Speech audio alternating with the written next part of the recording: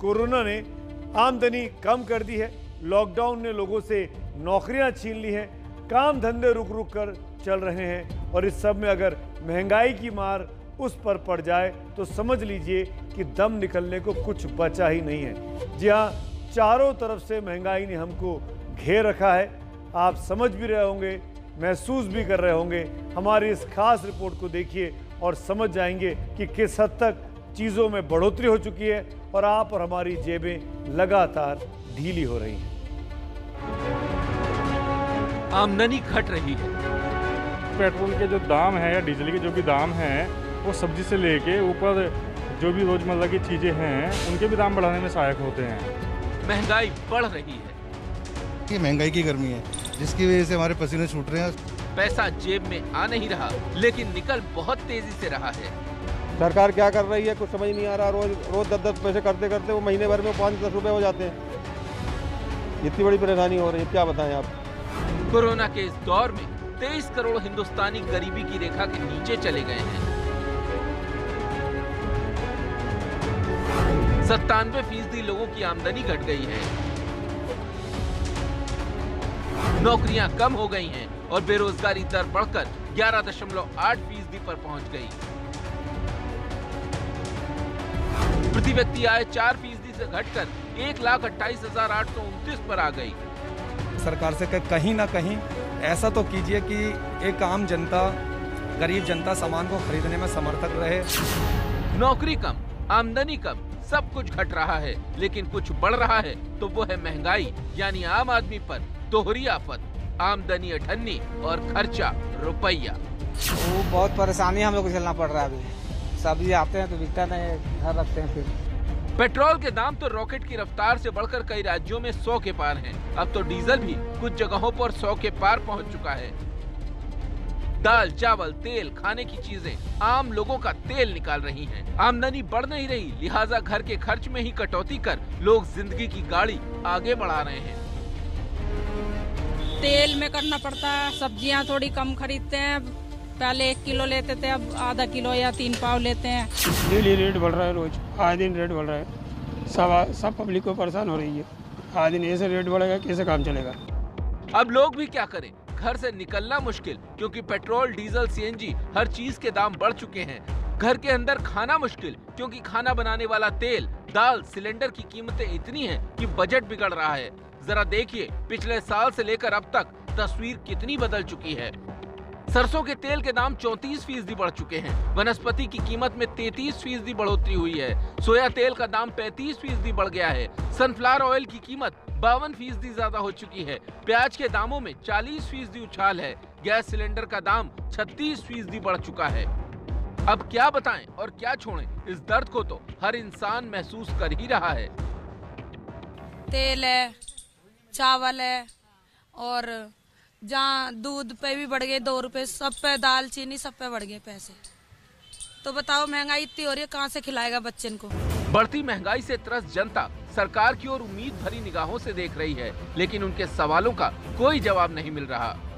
आपके माध्यम से कहना चाहेंगे सरकार से कहीं ना कहीं ऐसा तो कीजिए कि एक आम जनता, गरीब जनता सामान को खरीदने में समर्थक रहे, क्योंकि कोरोना की महामारी ने वैसी बिजनेस खत्म कर दिया है। हर तरीके का बिजनेस खत्म हो गया। 2014 के पहले तो यही पेट्रोल डाइन लगता था। हर लोग सिलेंडर और पेट्रोल, चूल्हा, पता नहीं क्या क्या, साग सब्जी सब लेके रोड पे बैठते थे।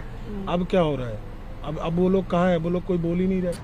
अब सवाल ये है कि आम आदमी का दर्द सरकार समझेगी या नहीं। क्या जनता को राहत देने के कदम उठेंगे या महंगी चीजों की मार जारी रहेगी?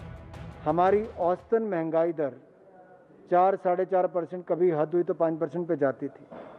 और इसलिए जब भी कई बार कुछ प्रोडक्ट्स के कारण भी महंगाई पर असर पड़ता है तो उसके लिए भी सरकार लगातार प्रयास करती है, अब भी करेगी। राजनीति का ये चरित्र है, एक दूसरे पर उंगली उठाओ और चलते बनो। कल तक जो महंगाई को लेकर सवालों में थे, अब वही महंगाई पर सवाल उठा रहे हैं।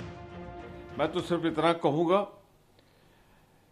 ये महंगाई आसमान से नहीं आई, ये मानव सृजित भाजपा के द्वारा लाई गई महंगाई है। मैं तो उन महापुरुषों को ढूंढ रहा हूं 2012 में डमी पाइप लगा के घूमते थे।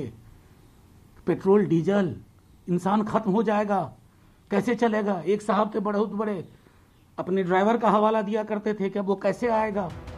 सियासत जनता के नाम पर होती है, सरकार बदल जाती है, लेकिन आम आदमी की किस्मत नहीं। कल भी महंगाई का रोना था, आज भी है।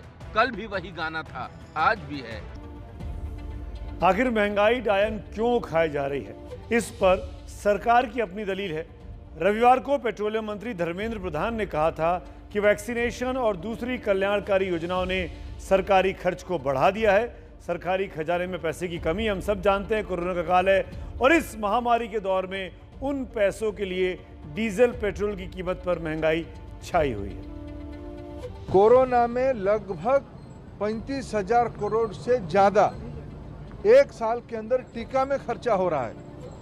अभी 1 लाख करोड़ रुपया खर्चा करके प्रधानमंत्री जी ने 8 महीने के लिए मुफ्त में खाद्यान्न देने के लिए प्रधानमंत्री गरीब कल्याण योजना शुरू की है। पीएम किसान में हजारों करोड़ रुपया देश के किसानों को सीधा बैंक खाता में पहुंचाया गया है।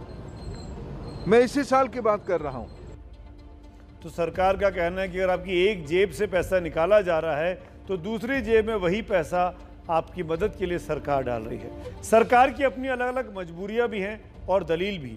डीजल के दाम बढ़ने का सीधा असर माल ढुलाई पर होता है, हम सब जानते हैं, और नतीजे में दूसरी चीज़ों के दाम बढ़ जाते हैं।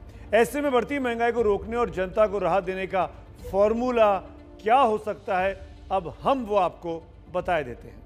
सरकार पेट्रोल और डीजल के दामों को जीएसटी के दायरे में लाकर लोगों को राहत दे सकती है।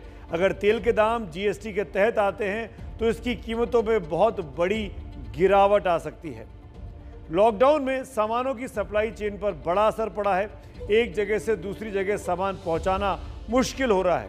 अब अनलॉक में यह सप्लाई चेन सामान्य होगी तो उम्मीद कीजिए कि जब सामानों की आपूर्ति हो जाएगी तो वो महंगे नहीं होंगे और महंगाई भी कम होगी। महंगाई बढ़ने की एक बहुत बड़ी वजह जमाखोरी भी है। सरकार को इस पर लगाम लगाने की सख्त जरूरत है ताकि जमाखोरी को खत्म किया जा सके। महंगाई बढ़ाने में बिचौलियों की भी बहुत भूमिका होती है। जनता तक सामान पहुंचाने तक उसके दाम काफ़ी बढ़ जाते हैं, इसीलिए बिचौलियों के रोल को भी सरकार अपनी दखल से कम कर सकती है, कानूनी डंडा चलाकर। महंगाई को कम करने के लिए राज्य और केंद्र सरकार को भी साथ मिलकर काम करना होगा। एक दूसरे पर इल्जाम नहीं लगा सकते।